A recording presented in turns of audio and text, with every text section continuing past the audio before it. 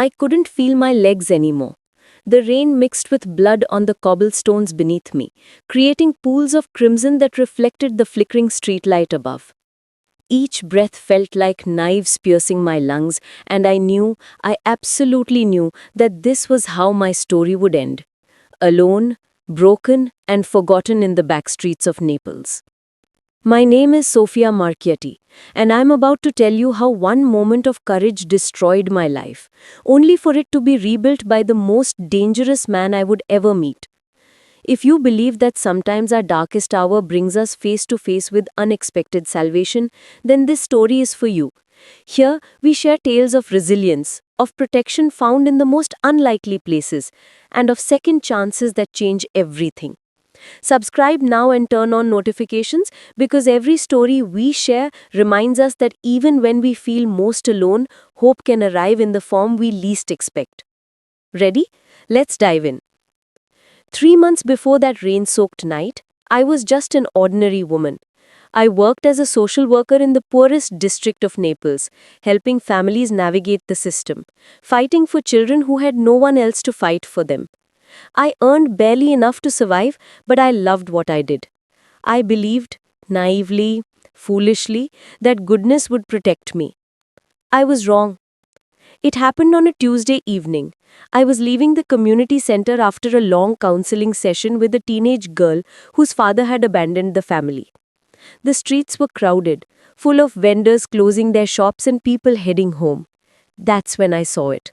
4 men surrounded an elderly woman outside her grocery store. She was crying, pleading with them in a trembling voice. They were demanding protection money she clearly didn't have. One of them, a heavy-set man with tattoos covering his neck, shoved her hard against the metal shutters of her shop. I didn't think. I just acted. "Leave her alone." My voice cut through the evening air. The men turned to look at me.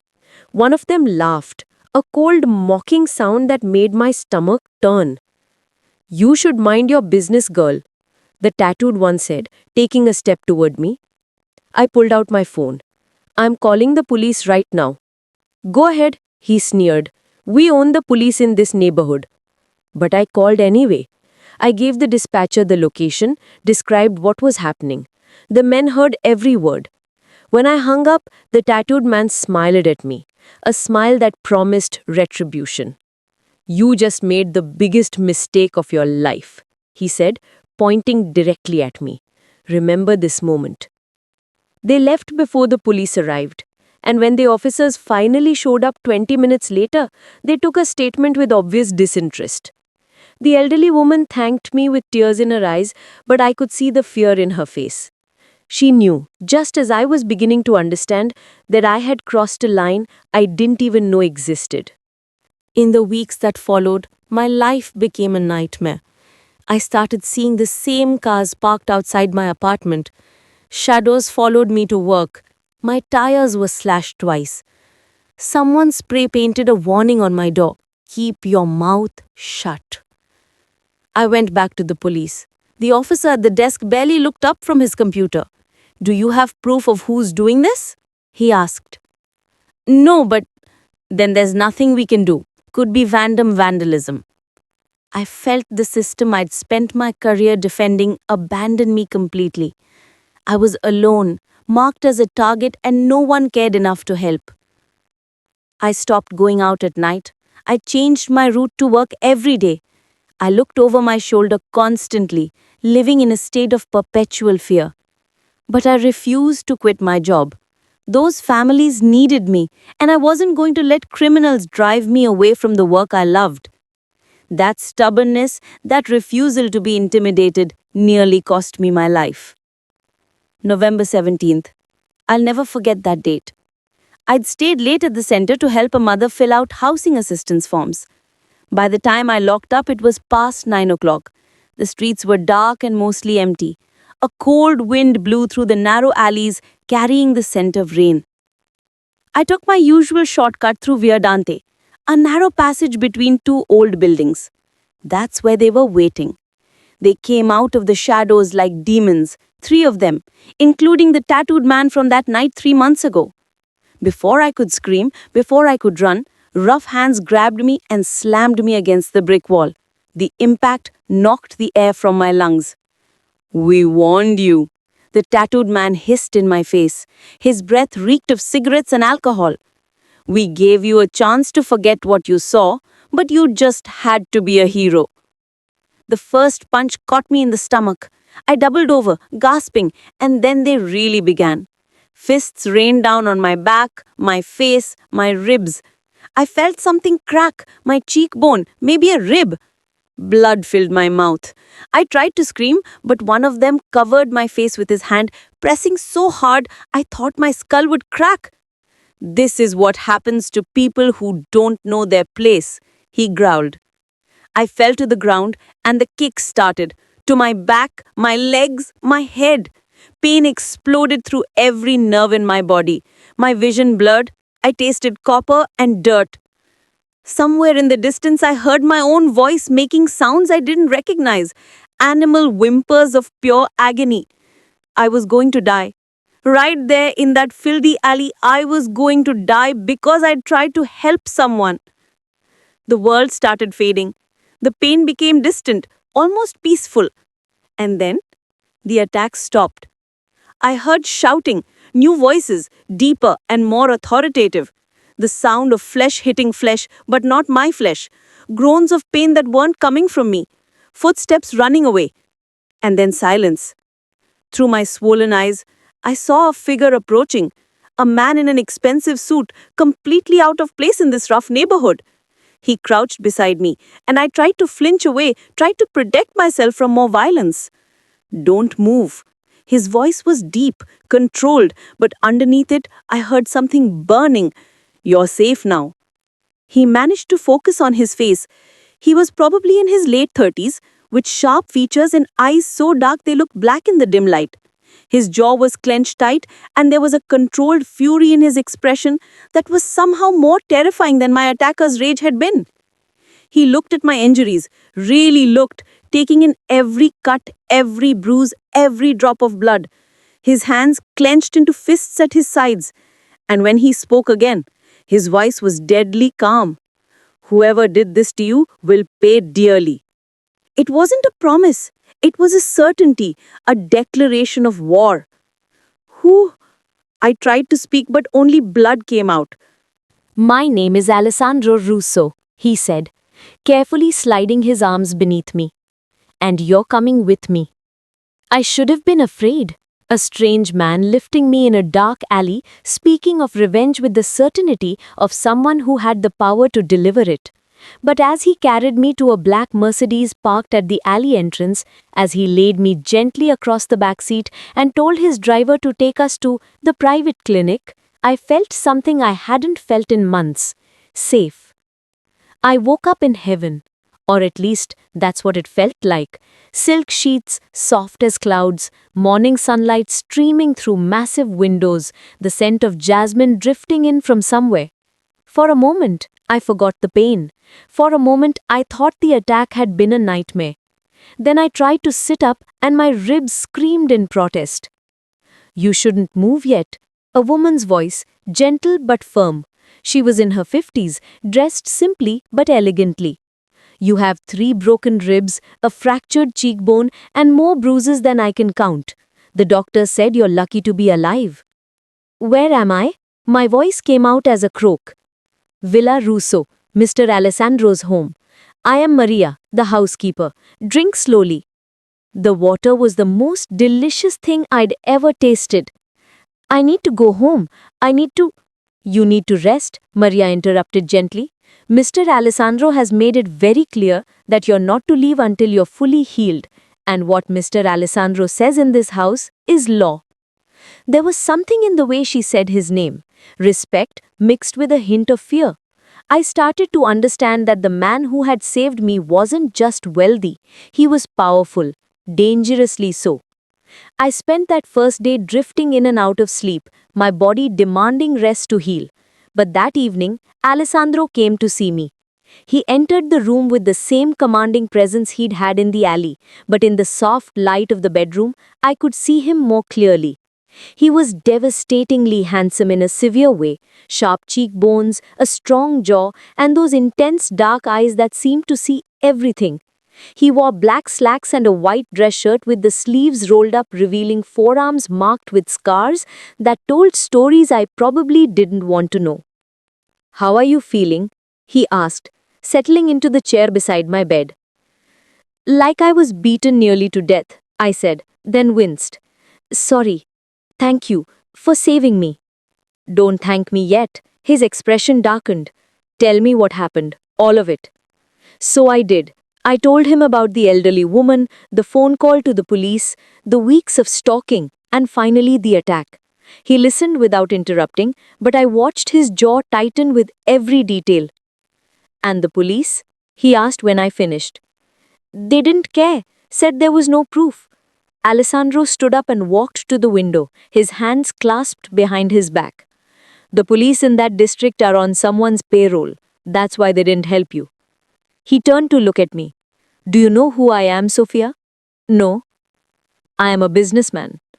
I run several legitimate companies in Naples: construction, restaurants, import export." He paused. "I also run other businesses, less legitimate ones. Some people call me a crime boss. They are not wrong." My heart started racing, but not entirely from fear. There was something almost relieving about hearing the truth spoken so plainly. "You're a mafia," he said. "That's a crude term, but yes. I control the territory where you were attacked. Those men who hurt you, they were operating without my permission, shaking down innocent people, creating fear. They disrespected my authority and harmed someone under my protection." "I'm not under your protection. We've never met." Alessandro's eyes met mine, and the intensity in them made me catch my breath. "You are now. The moment I found you in that alley, the moment I saw what they did to you, you became mine to protect. And I keep what's mine safe." I should have been terrified by his possessiveness, by the implication of ownership in his words. But instead, I felt a strange warmth spread in my chest. "What will you do to them?" I asked quietly. "What they deserve." He stood to leave, then paused at the door. "You're probably wondering why I was in that alley at all. I was meeting with someone in the area when I heard you scream. Some people might call it fate. I call it lucky timing." After he left, I lay in the dark, trying to process everything. I was in the home of a mafia boss, a man who dealt in violence and crime, a man who had just declared me under his protection without asking my permission.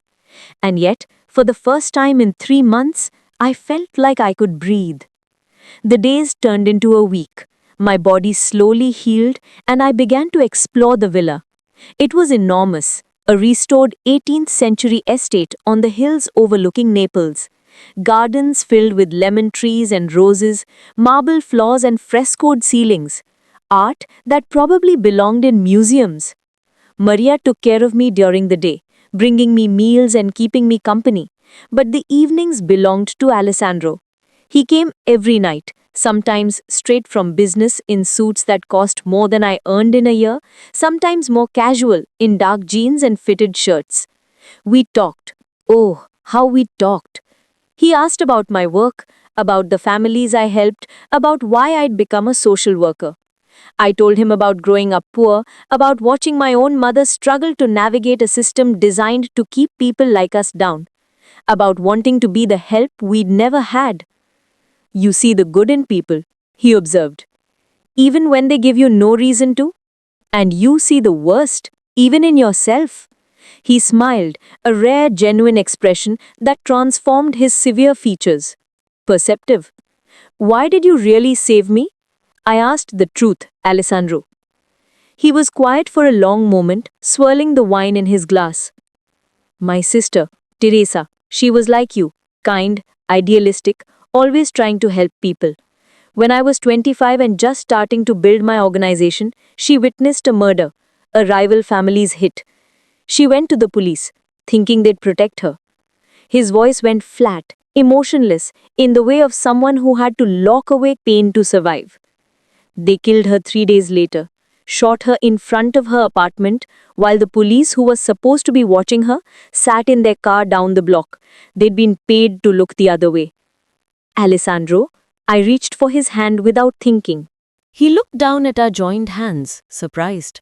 That's when I learned that the system doesn't protect people like Teresa, people like you, good people who believe in justice and fairness and right and wrong. The only thing that protects people in this world is power, real power, the kind that makes men afraid to hurt the innocent. So you became the monster to fight the monsters, I said softly. Something like that. He squeezed my hand gently, then released it. When I saw you in that alley, I saw Teresa. I saw another good person being destroyed for trying to do the right thing. And I swore it wouldn't happen again. Not on my watch, not in my city. That night, I understood him. Not just who he was, but why. And understanding led to something more dangerous. Empathy. And empathy was the first step towards feelings I had no business having. 2 weeks after the attack, I was mostly healed. The bruises had faded to yellows and greens. My ribs still hurt when I moved wrong, but I could walk, dress myself, even help Maria in the kitchen. It was time to talk about going home. I brought it up over dinner. Alessandro had just returned from a business trip to Rome, and we were eating on the terrace overlooking the city lights. I should go back to my apartment, I said, trying to keep my voice steady. Back to work. I've imposed on your hospitality long enough. Alessandro set down his fork, his expression unreadable. You're not going back to that apartment. You can't keep me here forever. I can actually, but that's not what I'm doing. He leaned back in his chair. Your apartment was broken into 2 days after your attack, completely ransacked. They were looking for something or leaving a message. Either way, it's not safe. My stomach dropped. My things.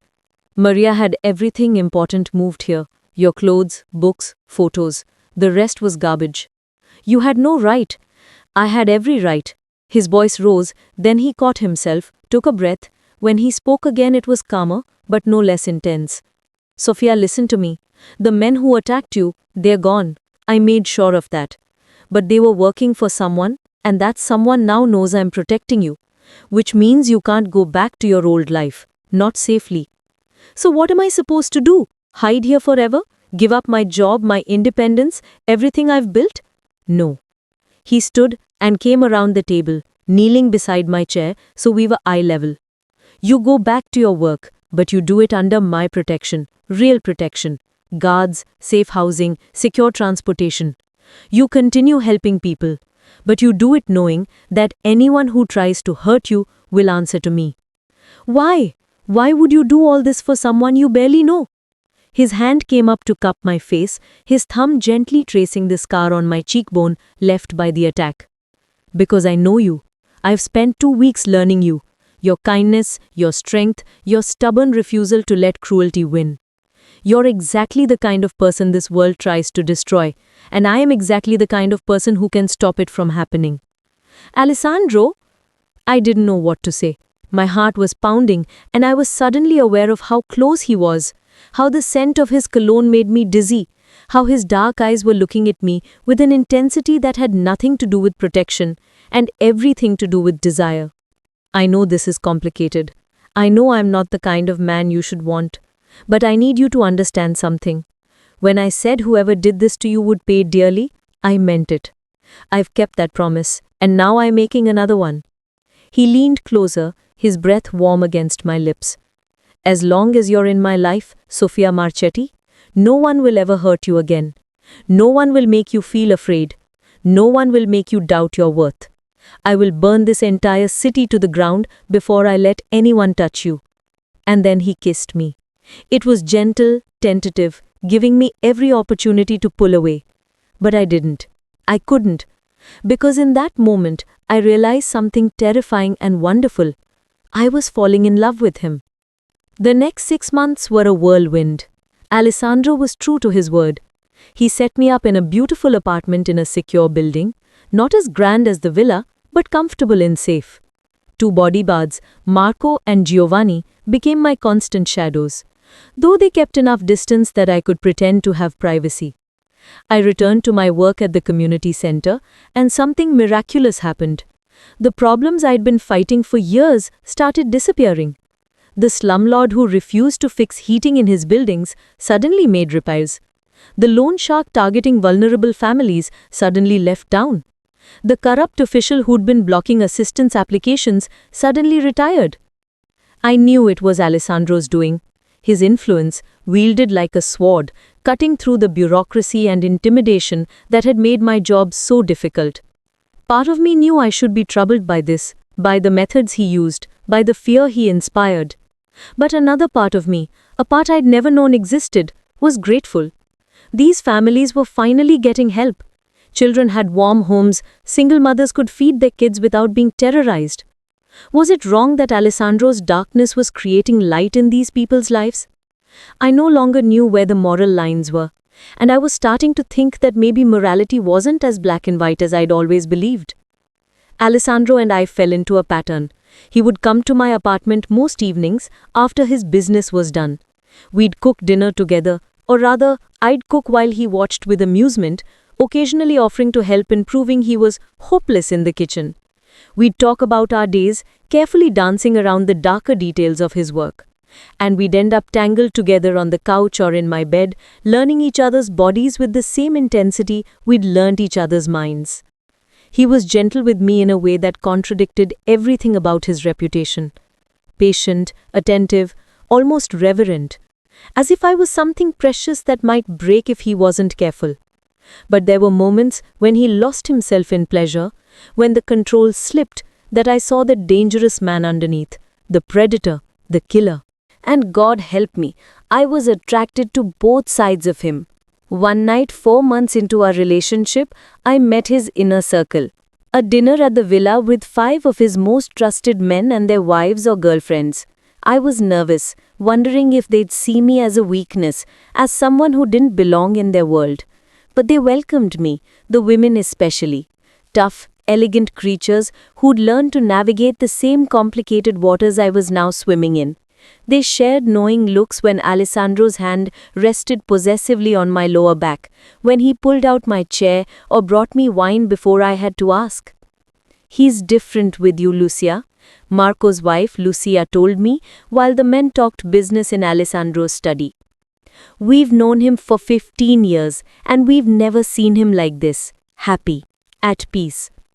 "He's still working," I pointed out, "still doing dangerous things." "Yes, but now he has something to come home to, someone who makes it all worthwhile." She squeezed my hand. "You're good for him, Sofia. Don't doubt that." But I did doubt. Every time Alessandro came home late with blood on his knuckles, every time I heard whispers about territory disputes or rival families, every time I was reminded that the man I loved was also a man capable of terrible violence. The crisis came 6 months in. I was at the community center when Marco rushed in, his face grim. "We need to go, now." "What's wrong?" "No time. Alessandro's orders. Move." He practically carried me to the car, and Giovanni drove like we were being chased by demons. They took me straight to the villa, to Alessandro's private office, a room I'd never been allowed to enter. He was standing at the window, his back to me, his posture rigid with barely controlled rage. "Alessandro, what's—" "Close the door," he said without turning around. I did, my heart hammering. Marco and Giovanni left, leaving us alone. "The Calabrese family," Alessandro said, his voice deadly calm. "They've been trying to move into my territory for months. I've pushed back, kept them at bay. But tonight, they crossed a line." He finally turned to face me, and the fury in his eyes made me step back. "They found out about you. They know you're important to me, and they've made a threat. If I don't give up control of the port, they'll take you. They'll do to you what was done in that alley, but worse, much worse. And they'll make sure I know every detail." My blood ran cold. "What are you going to do?" "What I have to do." He walked to his desk and picked up a gun, checking it with practiced efficiency. "I'm going to eliminate the threat, permanently." "Alessandro, no!" "There is no other option," he shouted. These people don't negotiate, they don't compromise, they understand only one language, and I am going to speak it very clearly tonight. There has to be another way. Go to the police. To the police? He laughed bitterly. The police can't protect you from men like this. The police couldn't even protect you from 3 thugs in an alley. No, Sophia. This ends tonight. I end it. I watched him prepare, loading magazines, checking a second gun, putting on a shoulder holster under his jacket. He was going to war. People were going to die tonight, and it was because of me. I can't do this, I whispered. He froze. What? I can't be the reason you kill people. I can't be the excuse for more violence. Alessandro crossed the room in 3 strides and gripped my shoulders. You're not an excuse. You're the reason. The only reason that matters. Don't you understand? I would burn this entire world to ash to keep you safe. I would kill 1,000 men without hesitation if it meant you could sleep peacefully at night. But I can't sleep peacefully. Tears streamed down my face. I lie awake thinking about the things you do, the people you hurt. I tell myself it's for good reasons, that you're protecting the innocent. But when does it stop, Alessandro? When does the violence end? It ends when you're safe, when I know with absolute certainty that no one will ever threaten you again. Then it will never end, I said softly. There will always be another threat, another enemy, another reason to kill, and eventually it will destroy you. It will destroy us. He released me and stepped back, his expression shuddering.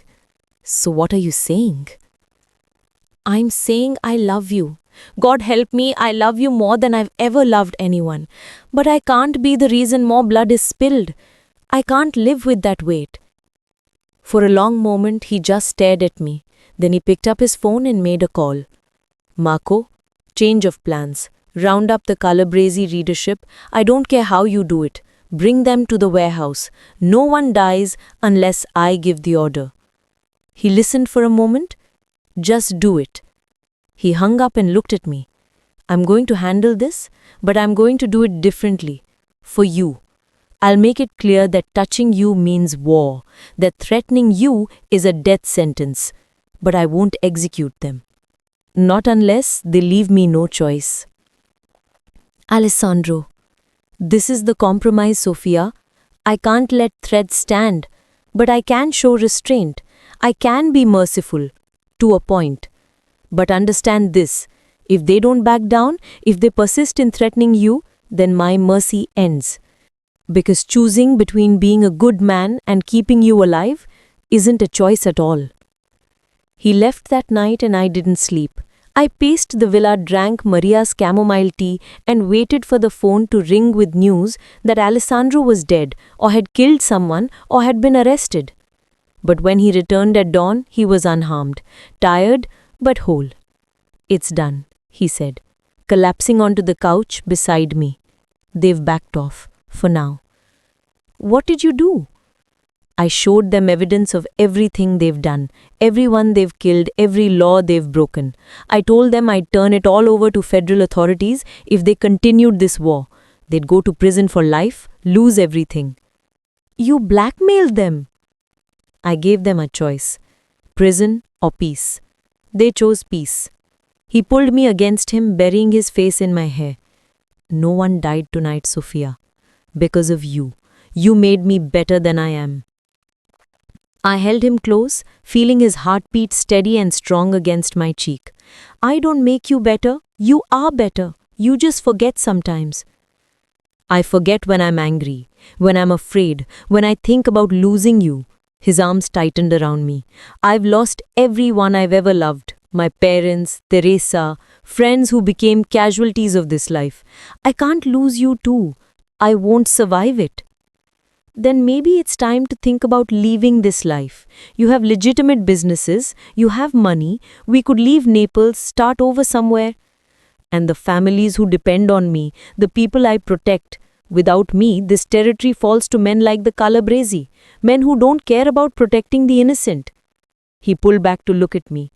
I know you wish I was a different man, a teacher, a doctor, something respectable.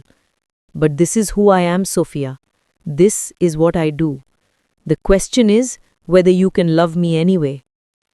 I looked into his eyes, those dark, intense eyes that had seen too much violence and carried too much pain.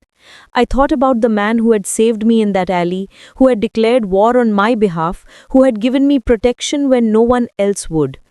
I thought about the man who came home to me every night, who listened to my stories about difficult cases at work, who held me when I cried over children I couldn't save. I already do love you, all of you, the darkness and the light. But I need you to promise me something. Anything. Promise me you'll always try to find another way, that violence will be your last resort, not your first choice. That you'll remember there's someone waiting for you to come home safely. He cupped my face in his hands, his touch infinitely gentle. I promise. For you, Sophia, I'll try to be the man you deserve, instead of just the man I am. He kissed me then, deep and desperate, and I knew we'd found our compromise. It wasn't perfect, it wasn't what either of us had imagined, but it was real and it was ours. I'm standing in the garden of Villa Russo, watching the sunset paint the sky in shades of orange and pink. The same garden where I once paced nervously, waiting to hear if Alessandro had survived the night. The same garden where he proposed to me 3 months ago, getting down on one knee among the lemon trees and promising me a life full of protection and freedom. Tomorrow, I'm marrying him. A small ceremony, just close friends and family. The priest who's known the Russo family for generations will officiate, turning a blind eye to exactly how Alessandro makes his money for exchange for generous donations to the church's charity work. I've made my peace with the contradictions. I work with families during the day, helping them navigate legal systems and access resources. And I come home to a man who operates outside those same systems, who uses illegal methods to achieve similar goals. It's complicated, morally grey, probably indefensible to anyone outside this life. But it's my life now, my choice. Alessandro comes up behind me, wrapping his arms around my waist and resting his chin on my shoulder. Are you having second thoughts? Not even for a moment, I say, turning in his arms to face him. You? I stopped having doubts the night I found you in that alley and knew I'd do anything to keep you safe. Whoever did this to you will pay dearly, I quote back to him, smiling. Those were the first words you ever said to me. And I meant every one of them. He brushes a strand of hair from my face. But they weren't just about revenge, Sophia. They were about value, about saying that you mattered, that what happened to you wasn't acceptable, that someone gave a damn about your pain. You gave a damn. I gave everything. His hand rests over my heart. You own this, completely. You've had it since that first night. I lean up and kiss him, soft and sweet, a promise of tomorrow and all the tomorrows after that. And you have mine, dark past, dangerous present, uncertain future. None of it matters. I choose you, Alessandro Russo. I choose us. As the sun sets over Naples, as the city lights begin to twinkle below, I think about how strange life is, how one moment of courage, helping a stranger, refusing to look away from injustice, set off a chain of events that brought me here, to this man, this life, this unexpected happiness. They tried to break me in their alley. They tried to teach me that goodness was weakness, that helping others brought only pain. But instead, that night brought me to someone who taught me that goodness can be protected, that strength comes in many forms, and that love, real, complicated, fierce love, can exist even in the darkest places. If you're reading this story, maybe you've felt invisible too. Maybe you've tried to do the right thing and been punished for it. Maybe you've wondered if anyone out there cares enough to fight for you. I want you to know that you matter. Your pain matters. Your courage matters. And while you might not find a mafia boss to protect you, and let's be honest, that comes with its own complications, you deserve to be valued. You deserve to be safe. And you deserve to have someone in your corner. The lesson of my story isn't that you need a savior. It's that you should never stop believing in your own worth, even when the world tries to convince you otherwise. It's about accepting help when it's offered, but also finding the strength within yourself to keep going. Alessandro saved my life that night in the alley, but in the months that followed, I saved something in him too, a piece of humanity he thought he'd lost, a reason to be better than his worst impulses, a reminder that even in his violent world, love could exist. We saved each other, and that's what real protection looks like. If this story resonated with you, I'd love to hear your thoughts.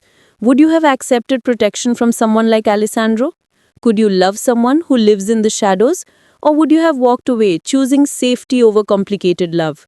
Share your thoughts in the comments below. Subscribe to this channel and turn on notifications for more stories of resilience, redemption, and the unexpected places we find strength. Until next time, remember, your darkest moment might just be the prelude to your greatest chapter. See you in the next story.